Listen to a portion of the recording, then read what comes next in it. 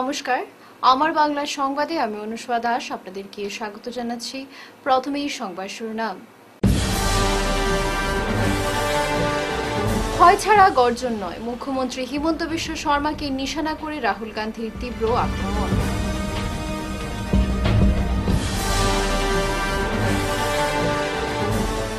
রাহুল গান্ধীর মন্তব্যের পাল্টা কটাক্ষ মুখ্যমন্ত্রী, জানালেন শুভকামনা।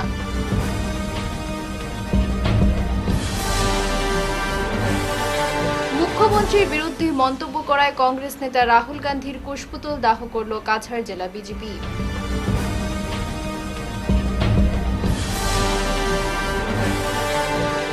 বাংলায় কথা বললে বাংলাদেশি, মুখ্যমন্ত্রীর মন্তব্যে বিস্ফোরক প্রতিক্রিয়া বিডিএফের।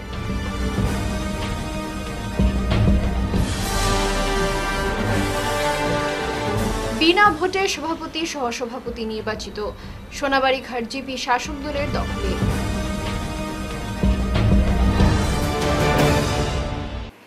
এবারে বিস্তারিত আমার বাংলা সংবাদ। আজ আসামে এসে কংগ্রেস নেতা রাহুল গান্ধী মুখ্যমন্ত্রী হিমন্ত বিশ্ব শর্মার বিরুদ্ধে তীব্র আক্রমণ শোনান। তিনি বলেন, আপনারা দেখবেন যারা বড় বড় কথা বলেন, চিৎকার করেন, তাদের কণ্ঠে ভয়ের ছায়া রয়েছে।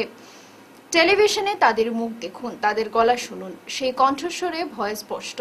কারণ তারা জানেন একদিন না একদিন কংগ্রেসের বাকিদের সামনে ধরা পড়তেই হবে। তাদের পরিবার যেভাবে দুর্নীতিতে জড়িত, তার মূল্য একদিন আসামের জনতার কাছে তাদের দিতেই হবে। রাহুল গান্ধী তার বক্তব্যে সরাসরি মুখ্যমন্ত্রী হিমন্ত বিশ্ব শর্মার দিকে ইঙ্গিত করে বলেন, মুখ্যমন্ত্রীর বিরুদ্ধে ওঠা দুর্নীতির অভিযোগ নিয়ে তদন্ত হওয়া উচিত এবং জনগণ সবকিছু দেখতে পাচ্ছে। তিনি আরো বলেন, কেউই আইনের ঊর্ধ্বে নয়, ভয়ের কারণেই এত চিৎকার। দুর্নীতির খেলা বেশি দিন চলবে না। মুখ্যমন্ত্রী হিমন্ত বিশ্ব শর্মাকে একদিন জেলে যেতেই হবে। অসমের রাজনৈতিক মঞ্চে রাহুল গান্ধীর এই মন্তব্য নতুন করে উত্তেজনার সৃষ্টি করেছে। टीवी में अगर आप उनको अच्छी तरह देखोगे तो आपको पता लगेगा कि आवाज के पीछे डर है। बड़ी बड़ी बातें करते हैं, चिल्लाते हैं, मगर आप आज जाकर टेलीविजन पे उनका चेहरा देखना, उनकी आवाज सुनना, और आपको दिखेगा कि उनकी आवाज में, उनके दिल की गहराई में डर है। क्योंकि वो जानते हैं कि एक ना एक दिन कांग्रेस के जो बब्बर शेर हैं उन्हें पकड़ के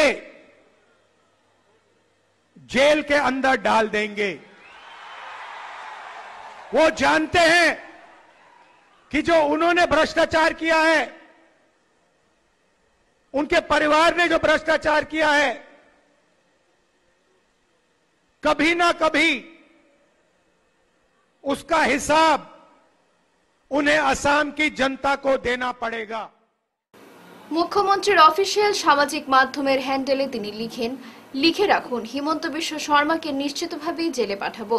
আসামে কংগ্রেসের একটি গোপন ঘরোয়া বৈঠকে ঠিক এই ভাষাতে মন্তব্য করেন কংগ্রেসের সর্বভারতীয় নেতা ও বিরোধী দল নেতা রাহুল গান্ধী বলে লিখেন তিনি। যদিও এই বিষয়টি প্রকাশ্যে জনসভায় রাহুল গান্ধী বলেছেন, তবে এই মন্তব্য ঘিরে তীব্র প্রতিক্রিয়া জানিয়েছেন আসামের মুখ্যমন্ত্রী হিমন্ত বিশ্ব শর্মা। তিনি কটাক্ষ করে বলেন, দুর্ভাগ্যজনকভাবে রাহুল গান্ধী ভুলে গেছেন যে তিনি নিজেই বিভিন্ন মামলায় অভিযুক্ত এবং বর্তমানে জামিনেই মুক্ত রয়েছেন। মুখ্যমন্ত্রী আরো বলেন, তার জন্য আমার শুভকামনা রইল, তিনি যেন সারাদিন ধরে অসমের আতিথ্য উপভোগ করেন। রাহুল গান্ধীর মন্তব্য এবং মুখ্যমন্ত্রীর এই পাল্টা প্রতিক্রিয়ার মধ্যে দিয়ে অসমের রাজনীতিতে ফের চড়তে শুরু করেছে উত্তেজনার পারদ। আসামের মুখ্যমন্ত্রী ডক্টর হিমন্ত বিশ্ব শর্মাকে জেলে পাঠাবে বলে মন্তব্য করায় কংগ্রেস নেতা রাহুল গান্ধীর বিরুদ্ধে তীব্র ক্ষোভ ব্যক্ত করল কাছাড় জেলা বিজেপি। বুধবার বিকেলে শাসক দলের তরফে ইটকোলাস্থিত দলীয় কার্যালয় থেকে এক বিক্ষোভ মিছিল বের করে রাহুল গান্ধীর বিরুদ্ধে তীব্র সমালোচনা করার পাশাপাশি ক্যাপিটাল পয়েন্টের সামনে জমায়েত হয়ে রাহুল গান্ধীর কুশপুতল দাহ করে। পরে সংবাদ মাধ্যমের সঙ্গে কথা বলতে গিয়ে জেলা বিজেপির কর্মকর্তারা জানান, রাহুল গান্ধী আসামে এসে মুখ্যমন্ত্রীর বিরুদ্ধে যেভাবে কটূক্তিকর মন্তব্য করেছেন তা মেনে নিতে পারছেন না তারা।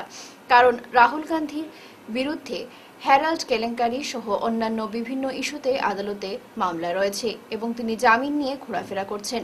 যে কোনো মুহূর্তে তার জেল হতে পারে। যে নিজেই বিভিন্ন মামলায় জড়িয়ে রয়েছেন, উনি একজন জনপ্রিয় মুখ্যমন্ত্রীকে জেলে পাঠানোর মন্তব্য করছেন। রাহুল গান্ধীকে তার মন্তব্য থেকে বিরত থেকে আসাম ছেড়ে ফিরে যাওয়ার হুঁশিয়ারি দিয়েছেন তারা। রাজনৈতিকভাবে লড়াই করতে না পারায় রাহুল গান্ধী মুখ্যমন্ত্রী ডক্টর হিমন্ত বিশ্ব শর্মার বিরুদ্ধে নানা অপবাদ ছড়াচ্ছে বলে অভিযোগ কাছাড় বিজেপির। কংগ্রেস নেতা রাহুল গান্ধীর ব্যর্থতা ও দুর্বলতা ওনার কটূক্তিকর মন্তব্যের মাধ্যমে ফুটে উঠেছে বলে এদিন মন্তব্য করেছেন জেলা বিজেপির কর্মকর্তারা। মুখ্যমন্ত্রী ডক্টর হিমন্ত বিশ্ব শর্মার নেতৃত্বাধীন সরকারের উন্নতি দেখে কংগ্রেস ঈর্ষান্বিত বলে জানিয়েছেন তারা। যে দলের প্রদেশ সভাপতি ভারতীয় না বহিরাগত তা নিয়ে যখন মানুষ সন্দেহের আবর্তে রয়েছেন, তখন সেই দলের একজন রাষ্ট্রীয় নেতা কটূক্তিকর মন্তব্য করে আসামের মুখ্যমন্ত্রীকে জেলে পুরে দেওয়ার কথা বলছেন।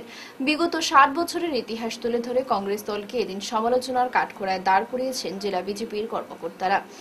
অন্যান্য বিভিন্ন ইস্যুতে বিরোধী দলের সমালোচনা করে দলের নেতা রাহুল গান্ধীকে তার মন্তব্য থেকে বিরত থাকার হুঁশিয়ারি দিয়েছেন তারা। এদিন জেলা বিজেপির সভাপতি রূপম সাহা ও গোপাল রায় সহ অন্যান্যরা উপস্থিত ছিলেন। যখন সরকার চলেছিল, বিভিন্ন মন্ত্রী এবং ওনাদের প্রধানমন্ত্রী পর্যন্ত জেলে গেছেন এবং উনিও একটা বেইলে আছেন। আমরা জানি উনারও কোন দিন জেল হবে, এটার অপেক্ষা করুন। অযথা আমাদের মুখ্যমন্ত্রীকে বলে লাভ নেই। আমাদের মুখ্যমন্ত্রী নিষ্কলঙ্ক মুখ্যমন্ত্রী, প্রশংসিত মুখ্যমন্ত্রী, সমস্ত ভারতবর্ষের বুকে উনার প্রশংসার যোগ্য যেভাবে আসামের কাজ করছে। আর খড়গে সাহেব এসেও এখানে বলেছেন যে যারা উচ্ছেদকারীদের উনি বাসস্থান দেবেন। আমি ওনাকে বলবো, এখানে প্রমাণ হয় যে কংগ্রেস আজকালের দিনে যেটা আমরা দেখেছি, বাংলাদেশের মদতপুষ্ট এবং রোহিঙ্গাদের মদত করার জন্য ওনারা চেষ্টা করে গেছেন আগের দিনে, এখনো করছেন।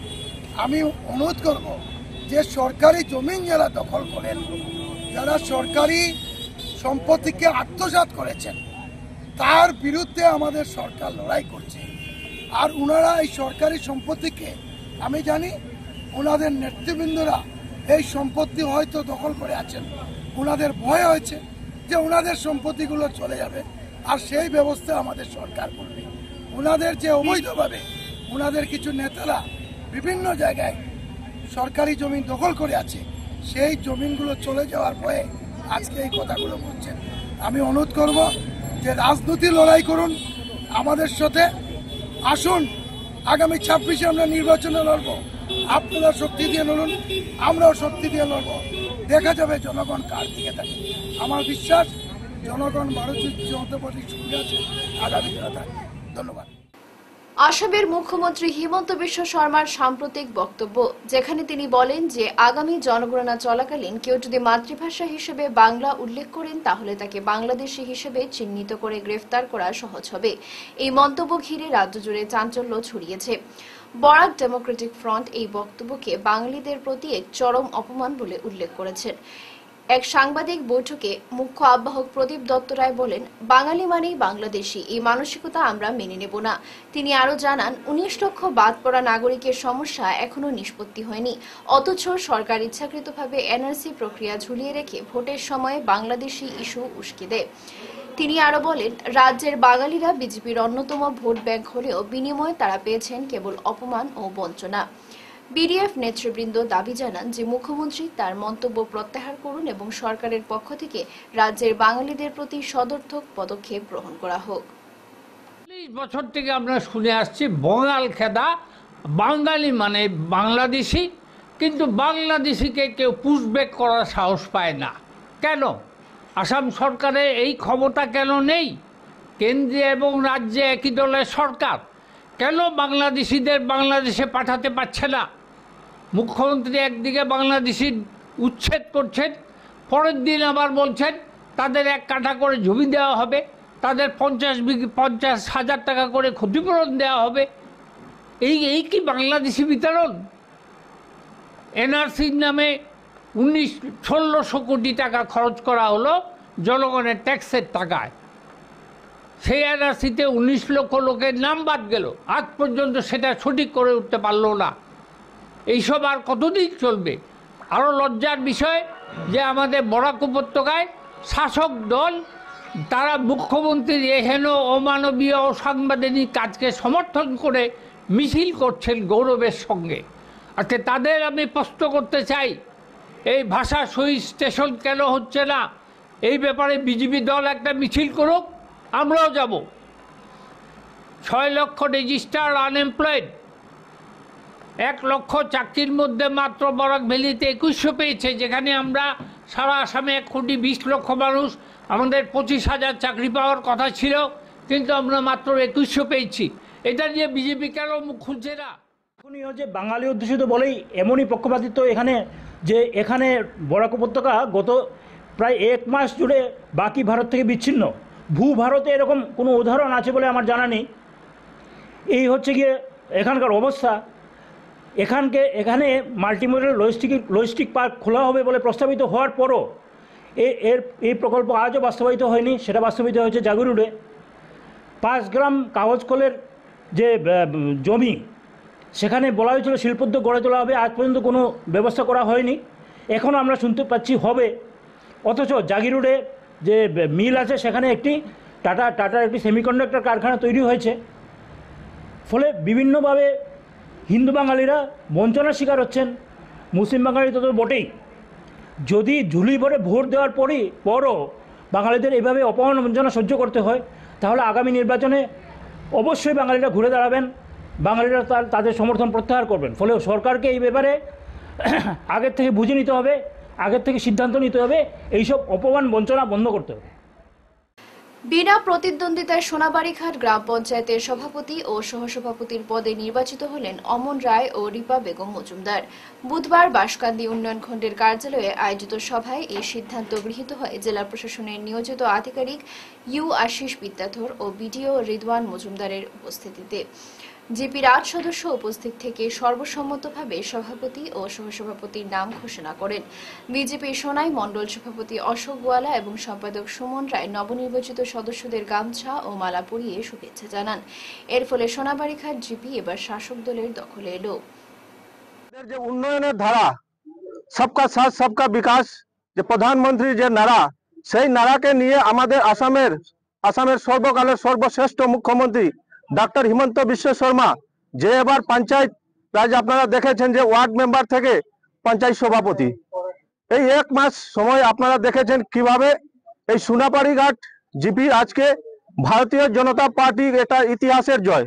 আপনারা দেখবেন যে উন্নয়নের ধারা সেই সোনাবাড়ীঘাট জিপিতে, আমাদের সোনাই সমষ্টিতে 18টা জিপিতে আপনারা এটা ফলো করতে পারছেন।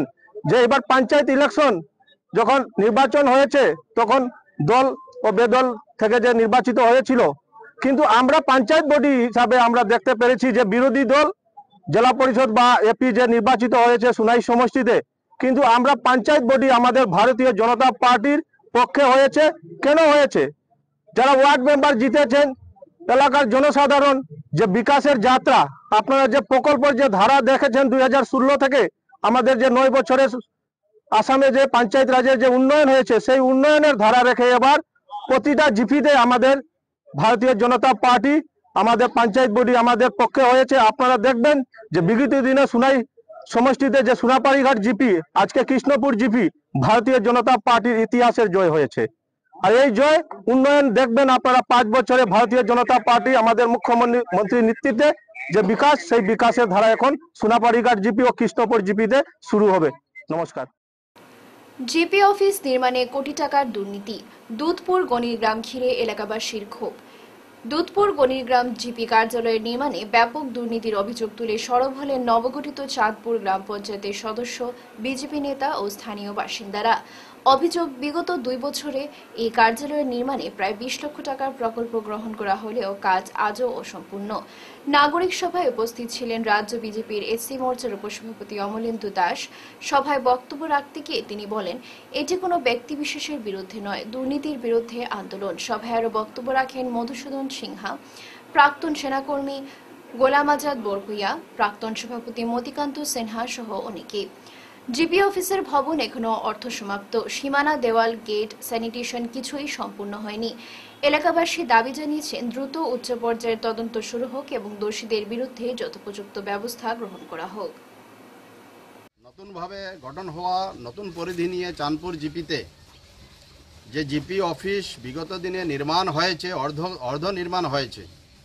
আর এই জিপি অফিসটি নির্মাণ হয়েছে, তার আগে দুধপুর জিপি ছিল, সেটা কাঠিগড়া উন্নয়ন খণ্ডের অধীনে ছিল। দুধপুর গণিগ্রাম জিপি এই জিপির পঞ্চায়েত অফিস ছিল, আর যেটা আজকের দিনে চাঁদপুর জিপির পরিধিতে পড়েছে। এই জিপিতে দুর্নীতি অনেক হয়েছে, দুর্নীতির অভিযোগ আছে, এবং বিজেপি কার্যকর্তা তথা এখানের স্থানীয় ব্যক্তিবর্গ যারা আছেন, সরকার এবং দলের প্রতি বিশ্বাস আছে, তাদের আহ্বানে এসেছি এবং দেখেছি, পরিদর্শন করেছি।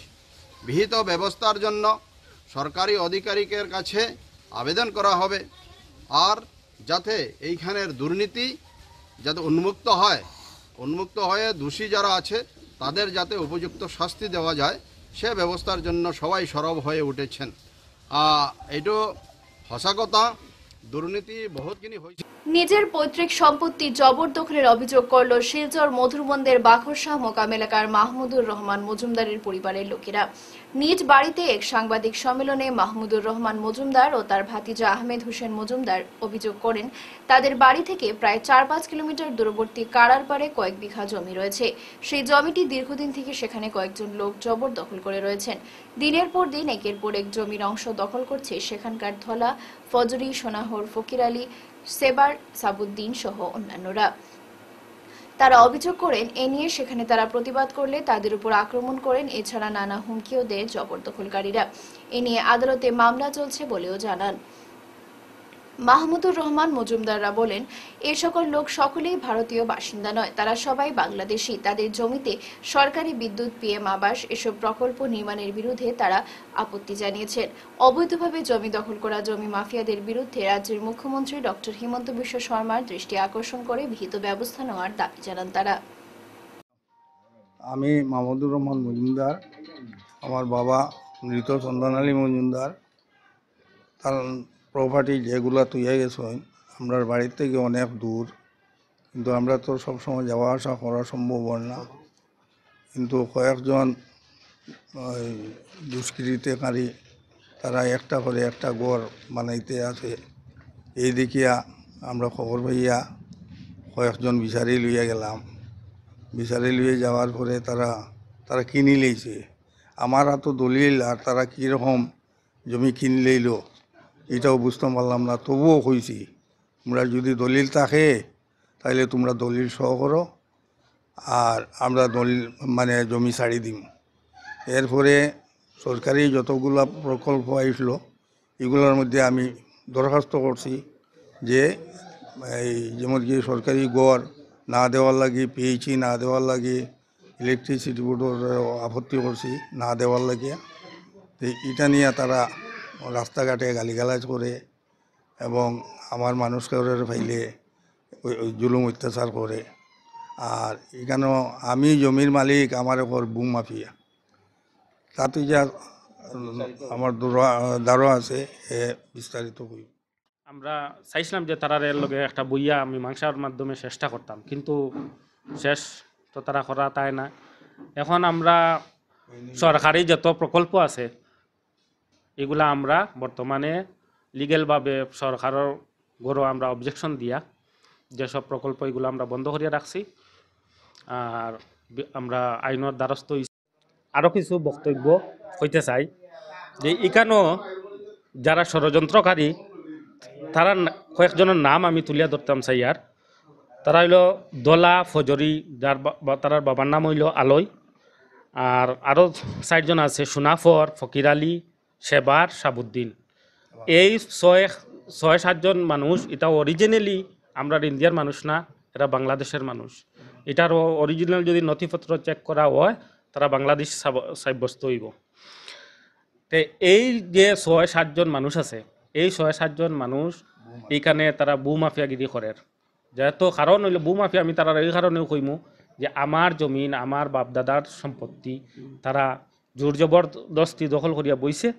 আর যে বিগত দিনে আসামের মুখ্যমন্ত্রী বু মাফিয়াদের বিরুদ্ধে যেভাবে কঠোর পদক্ষেপ নিয়েছিলেন, কিন্তু দেখা যায় যে আমাদের খাড়ারপাড় অঞ্চলে এখনও ভূমাফিয়াদের দবদবাটা রয়ে গেছে। তাই আমি মুখ্যমন্ত্রী স্যারের দৃষ্টি আকর্ষণ করতেছি যে এই রকম ভূমাফিয়াদের বিরুদ্ধে কঠোর পদক্ষেপ নেওয়ার জন্য। কাছাড় জেলা প্রশাসন বুধবার আনুষ্ঠানিকভাবে জেলার প্রথম ডিজি-সিএফআরসি community facilitation and resource centre উদ্বোধন করল। এই কমিউনিটি কেন্দ্রিক প্ল্যাটফর্মের লক্ষ্য হল দুর্যোগ ব্যবস্থাপনা সহজতর করা এবং সরকারি প্রকল্পগুলো নাগাল জনগণের কাছে আরও সুগম করা। শিলচরের বড়ভিউ রেসিডেন্সি হোটেলে আয়োজিত উদ্বোধনী অনুষ্ঠানে জেলা পরিষদের ঊর্ধ্বতন কর্মকর্তারা, উন্নয়ন সহযোগী সংস্থা এবং কমিউনিটি প্রতিনিধিরা উপস্থিত ছিলেন। সভায় বক্তৃতা দিতে গিয়ে জেলা দুর্যোগ মোকাবিলা ব্যবস্থাপনা কর্তৃপক্ষের মুখ্য কার্যবাহী আধিকারিক ও কাছাড় অতিরিক্ত জেলা আয়ুক্ত শ্রী রক্তিম বড়ুয়া এসিএস ডিজি-সিএফআরসিকে প্রশাসন ও নাগরিকদের মধ্যে এক প্রাণবন্ত সেতুবন্ধন হিসেবে ব্যাখ্যা করেন। তিনি বলেন, আমাদের অভিজ্ঞতা বলছে যখন বিভিন্ন দপ্তর আলাদাভাবে কাজ করে তখন সাড়া দিতে সমস্যায় পড়ি। সিএফআরসি আমাদের প্রচেষ্টাগুলোকে সমন্বিত করার এবং জনগণকে পরিকল্পনার কেন্দ্রে রাখার সুযোগ দেয়। অনুষ্ঠানে সভাপতিত্ব করেন শ্রী প্রণব কুমার বরা, এসিএস মুখ্য কার্যবাহী আধিকারিক, জেলা পরিষদ কাছাড়। তিনি ডিজি-সিএফআরসি আনুষ্ঠানিকভাবে উদ্বোধন করেন। মূল বক্তব্যে তিনি বলেন, কাছাড়ের গ্রামীণ প্রেক্ষাপটে যেখানে শেষ প্রান্তের মানুষদের কাছে পৌঁছানো ও সচেতনতা বড় চ্যালেঞ্জ, সেখানে এই প্ল্যাটফর্ম আমাদের উত্তর। প্রযুক্তি, প্রশিক্ষিত কর্মী এবং সচেতনতা কর্মসূচিকে একত্রিত করে আমরা নিশ্চিত করছি কেউ যেন বাদ না পড়ে। ইউনিসেফ ইন্ডিয়ার প্রতিনিধি শ্রী আনন্দ কানু ও শ্রীমতী অনন্যা গোস্বামী তাদের বক্তব্যে কমিউনিটি চর্চা ও শাসন ব্যবস্থায় দুর্যোগ ঝুঁকি হ্রাস নীতি অন্তর্ভুক্ত করার গুরুত্ব ব্যাখ্যা করেন। তারা কাছাড়ের বর্তমান ঝুঁকিপূর্ণ পরিস্থিতি, জলবায়ু পরিবর্তন, নগরায়ন ও জনসংখ্যার বৃদ্ধির ফলে সৃষ্ট সমস্যা তুলে ধরেন এবং দেখান কিভাবে সিএফআরসি কমিউনিটিকে আরও শক্তিশালী ও সচেতন করে তুলতে পারে। কাছাড়ের কাটিগড়ার কাতিরাইল এলাকায় এক চাঞ্চল্যকর পারিবারিক ঘটনার উদ্ঘাটন হয়েছে। 15 বছর আগে স্ত্রী ও 2 সন্তানকে ফেলে কন্যাসহ পালিয়ে গিয়েছিলেন বিভাস দাস।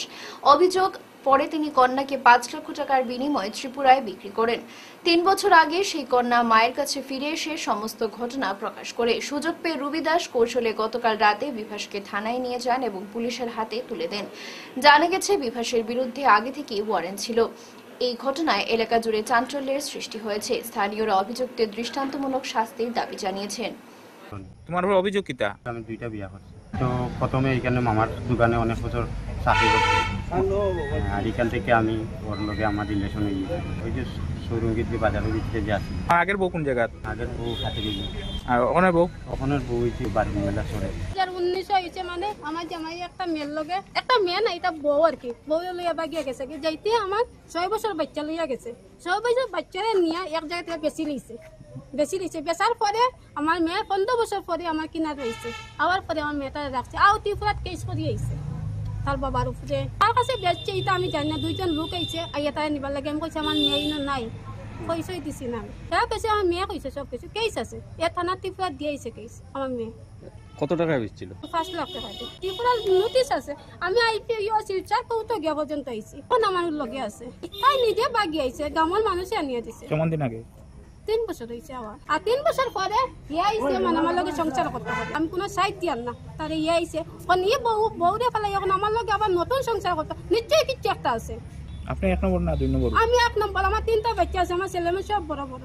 আর আমার অত কষ্ট করি আমি ছেলে মেয়ে বড় করছি, তার কারণে আজকে আমি সবর বাড়ির কাম করি আমি বাচ্চা বড় করছি। ওর বড় হয়েছে, এখন আমার গেছে আইছে। আমি তার এই তো মানুষ আমি রাখতাম না তো কোনোদিনও। আপনার সংসার চলে কেমনে? আমি কাজ করি। আর এখন যে বিয়া করছে এই বউটার বাড়ি কই? এখানে সিদ্ধিপুর বাড়ি, সিদ্ধিপুর গ্রাম মেলাছড়া। আমার 3টা বাচ্চা আছে, বাচ্চা লইয়া আমি সংসার চালাই, আমি কাজ করি। আমার ছোট বাচ্চা কাজ করে, একটা মেট্রিক দিচ্ছে।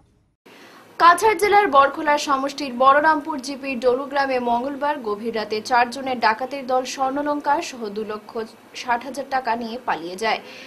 এলাকার সাজনুদ্দিন বোরভুইয়া মঙ্গলবার রাতে ঘরের লোহার গ্রিলে শব্দ শুনে সাজনুদ্দিন ঘর থেকে বের হয়। গ্রিলের পাশে যাওয়ার সঙ্গে সঙ্গে 4 জনের ডাকাত দল সাজনকে রুমালের মধ্যে নেশাজাতীয় পাউডার দিয়ে অচেতন করে দেয়। তার হাত পা বেঁধে ঘরের পাশে রেখে স্বর্ণলঙ্কার নিয়ে পালিয়ে যায়। সকালবেলা স্থানীয় লোকেরা হাত পা বাঁধা অবস্থায় ঘরের পাশে পাথরের কিনারে দেখতে পেয়ে ঘরে ডাক দেন। ঘরের লোকজন অচেতন অবস্থায় প্রথমে বরখোলা প্রাথমিক স্বাস্থ্য কেন্দ্রে নিয়ে যান।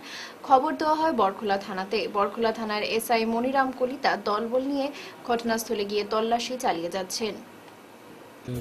এরপরে আর একটা দরজা আসলো, এখানে লক করছে। আমি বিলাই ভাবিয়া বাড়িয়েছি, বারণের সঙ্গে সঙ্গে মানে তারা একটা রুমালের মধ্যে কি জাতীয় একটা পাউডার আসলো, এটা দিয়ে মারে ওরকম দরিয়া।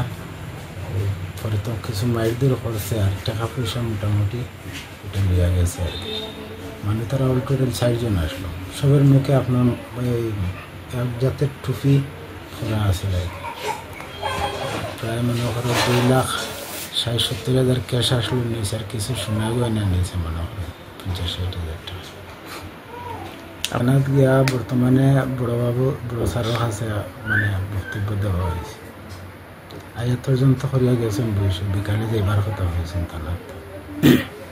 এরকম হয়েছে মোটামুটি ধরুন 2 হাত বান্ধিছে, 2 ফাও বাঁধছে, মুখের মধ্যে মনে করেন আপনার গামছা একটা ঢুকাই আর একটা দিয়ে বাঁধছে, আর কিছু মানে খিলবসি মারছে আর কি। আমার সন্দেহ নাই, কিন্তু পরবর্তীতে দেখি যদি মনে করেন সন্দেহ হয় তাহলে আপনারা জানাই। অথচ মা অন্য রুমে আসলাম, আমি একাই এক রুমে আসলাম। আমার নাম মোহাম্মদ শাহজাহানুদ্দিন বড়ভূঁইয়া, আর ঠিকানা হলো ডলুগ্রাম, পোস্ট অফিস ডলু, থানা বড়হলা। হিন্দু মুসলমানের সম্প্রীতি নিয়ে গোটা দেশে যখন চূড়ান্ত অসহিষ্ণুতার নেতা মন্ত্রীদের মুখ থেকে বিষোদ্গার বেরোচ্ছে, ঠিক সেই সময় সম্পূর্ণ বিপরীত সাম্প্রদায়িক সম্প্রীতির নিদর্শন দেখা গেল শিলচর শহর সংলগ্ন কাঁঠাল রোড চন্দ্রপুর গ্রামে। প্রায় 70 বছর পুরনো বন্দের শিববাড়ি এতদিন ছিল অবহেলিত, কিন্তু স্থানীয় হিন্দু মুসলমান মানুষের অর্থানুকূল্যে ধীরে ধীরে গড়ে উঠছে এই মন্দির।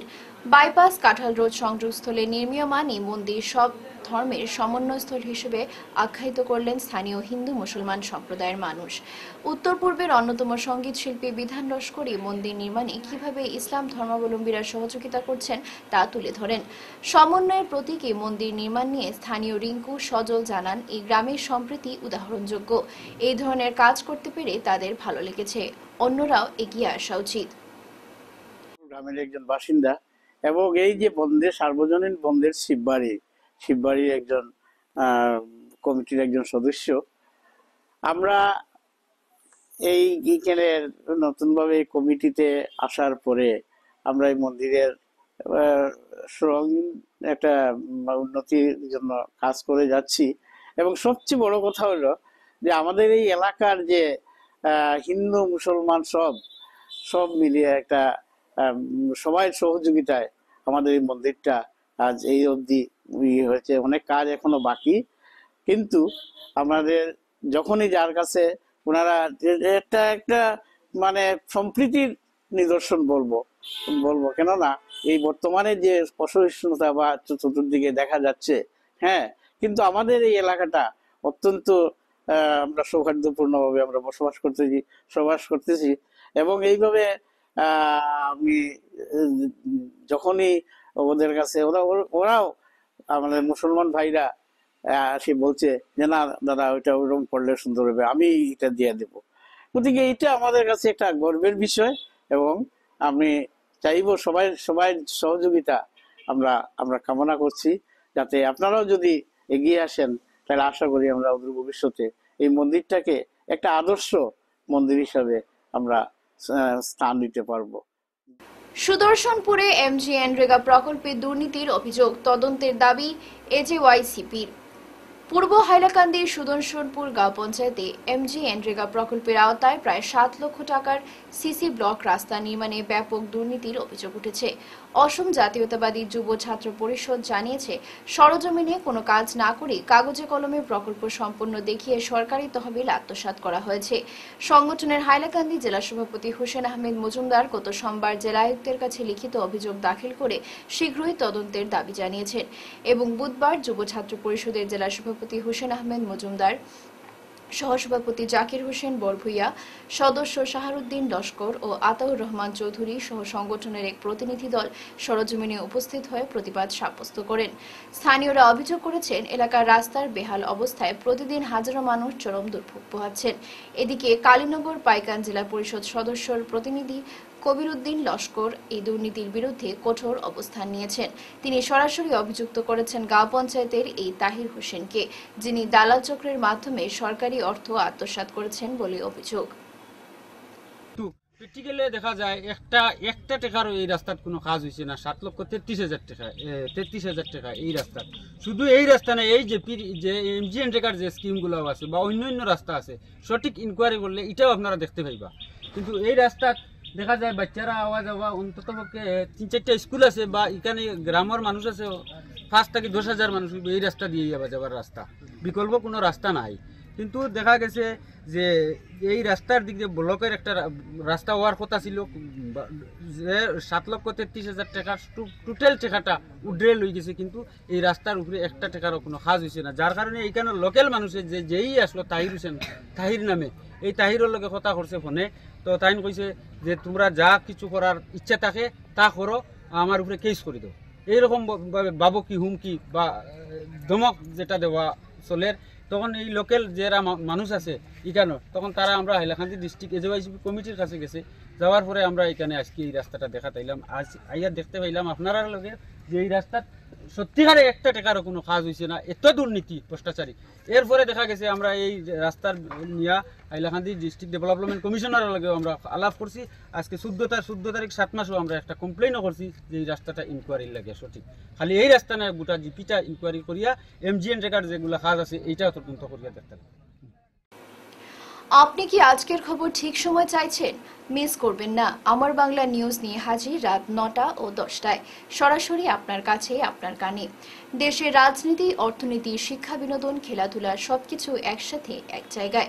আর সময় মিস হলে কি হবে? নিশ্চিন্ত থাকুন, পুনঃপ্রচার পেতে পারেন পরের দিন সকাল 9টা, 10টা, 11টা, দুপুর 12টা 30 মিনিট ও বিকেল 3টা।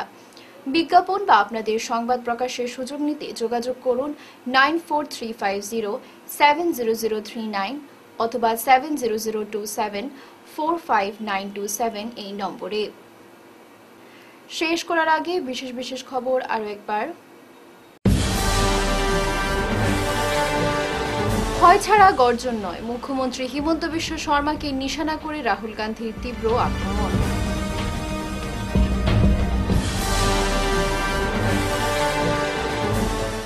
রাহুল গান্ধীর মন্তব্যের পাল্টা কটাক্ষ মুখ্যমন্ত্রীর, জানালেন শুভকামনা।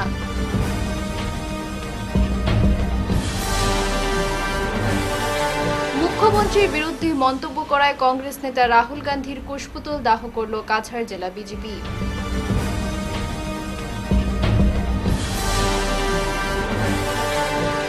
বাংলায় কথা বললে বাংলাদেশি, মুখ্যমন্ত্রীর মন্তব্যে বিস্ফোরক প্রতিক্রিয়া বিডিএফ-এর।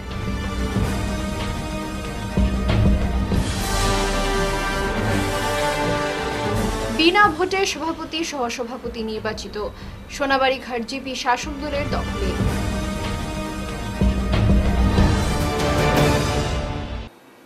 এখনকার মতো আবার বাংলা সংবাদ এই পর্যন্তই। নমস্কার।